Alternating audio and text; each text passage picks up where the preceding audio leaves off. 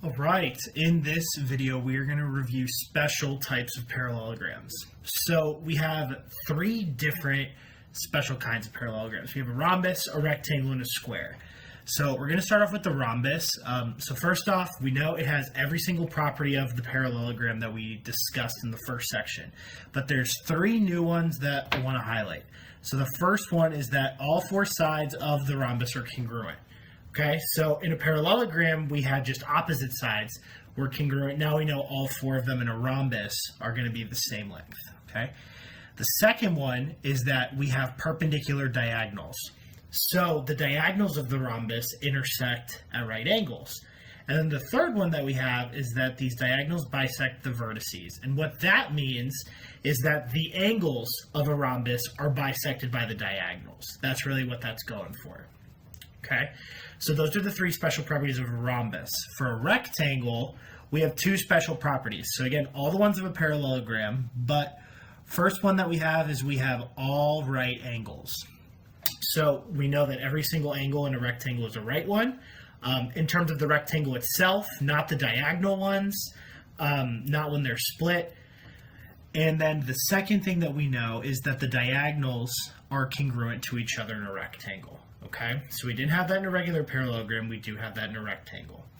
The square, this is kind of like the ultimate parallelogram. It's kind of like the big one because it has all these different properties, but more or less, you can really just think it is everything of the above. So it has all properties of a parallelogram.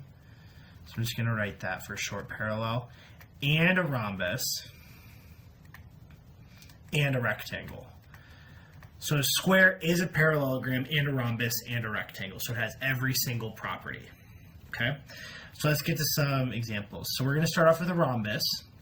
So the diagonals of rhombus, A, B, C, D, intersect at point O, and we're given that AB's length is 7, so I know this is 7. AO has a length of 5, and then the measure of angle DCA is 34 degrees. So DCA is going to be this angle right here, and then that is a 34-degree angle. Okay, so now we want to fill in kind of the rest. So first off, we want to find OC. Well, OC is the other part of diagonal AC, and we know that diagonals are still congruent and bisected. So since AO is 5, OC also has to be 5. Okay. So again, remember, properties of parallelograms still apply. The diagonals of a rhombus aren't congruent, but they are still bisected. Okay. And AD. So AD is the side of the rhombus. We know that all sides are congruent, so AD is 7. So you could really just fill all that in. 7, 7, 7. Those are all 7. Okay. So now let's get to the angles. Let's start off with the measure of AOB. Well, the angle AOB is this angle right here, and it's an angle formed by my diagonals. We know that the diagonals of a rhombus are perpendicular, which means that this has to be a 90-degree angle. Okay, and that's the case for every single one of those angles formed by the diagonal. So you could just go ahead and fill in that those are all 90 degrees. Okay, next up, angle BCA. So if I look at BCA, I'm now talking about this angle in purple here. Well, BCA is adjacent to DCA, which we know is 34, and we know that the angles are bisected in a rhombus, so that is also a 34-degree angle. So that's 34 degrees. Okay, next up, ABD. Well, if I go to ABD, it's kind of this piece right here. So we kind of have to think. We have angles, the angles at C when I bisect them are 34. So all of angle C is 68 degrees. So we can kind of think about that. And B and C are consecutive. Angles B and C are consecutive angles. And we know that consecutive angles are supplementary in a parallelogram. Like I said, angle C is 68. So that means that whatever B has to get me to 180. Okay? So if I subtract that 68, that's going to get me 112. So that's 112, but ABD is just this portion here. It's just part of it. But just so we know, it's kind of bisecting it.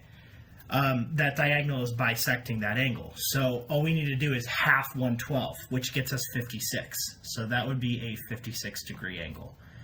And if it helps you, you can go ahead and fill in kind of the rest of this, okay? So this is 56 degrees, and then we know then the other piece, DBC, is also 56 degrees. Okay, so now ABC, that's all of angle B. We kind of just solved for that already. That's 112 degrees. Okay, so this is how a rhombus kind of works out. If you take a look at angle C, I have the split into two 34-degree angles. That's also going to happen with the opposite angle, angle A. So I know this piece is 34 degrees. This piece is also 34 degrees. And then B and D, those are opposite angles. So it's kind of being split the same way. The pieces of D are also 56. That's working with alternate interior angles, but this is kind of how the properties of the rhombus will always work out. Okay, let's go ahead on to a rectangle. So we have the diagonals of rectangle ABCD intersect at point E. We're given that AC has a length of 24, so the diagonal AC is 24, AB is 9, and then the measure of ADB is 22 degrees. So this is a 22 degree angle. So we want to find what is AE. Well, we're given AC is 24, and we know that the diagonals are still bisected. So AE has to be half 24, which is 12. So you can just kind of fill that in, 12, 12. And if we wanted to find BD, we know that the diagonals are congruent in a rectangle. That's one of those new properties that we have. So I know that BD has a length of 24, and it kind of acts the same. BE would be 12, ED would be 12. Okay, now let's get to the angles. Let's start with ABC. So if I talk ABC, I'm talking about this whole angle here. That's all of angle B. We know that all angles of a rectangle are right, so this is a 90 degree angle. Okay, next up, CBD. Well, that's just a piece of angle B. And if I talk about CBD, it's this piece right here. Well, if we take a look, CBD is alternate interior to ADB, this piece down here. And since ADB is 22 degrees, we have parallel sides. We know that this is also going to be a 22 degree angle. Okay. Next up, CDB. So this is what will trip people up with a rectangle. Because we talked about a rhombus, they think that the other piece of the angle is 22 and then we're done.